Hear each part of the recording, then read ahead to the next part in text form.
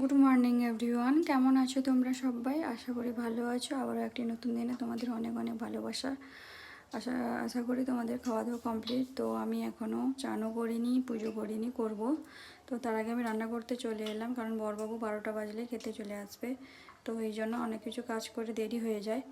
তো চলো বন্ধুরা, আজকে এই যে রান্না বান্না বসিয়েছি। আজকে করব এই যে ঢ্যাঁড়স, বিনস, আলু আর একটু কাঁচকলাও ছিল ভাজা, গাঁঠি কচু, আলু কেটেছি, একটা ঝোল করব। আর এখানে কড়াই চাপিয়েছি, এটা ভাজা তুলবো। এই যে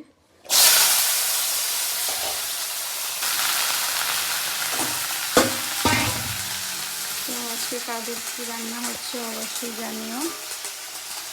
কারা গাঁঠি কচু খেতে ভালোবাসো অবশ্যই বলো। আর একটু উচ্ছা ভাজা করব।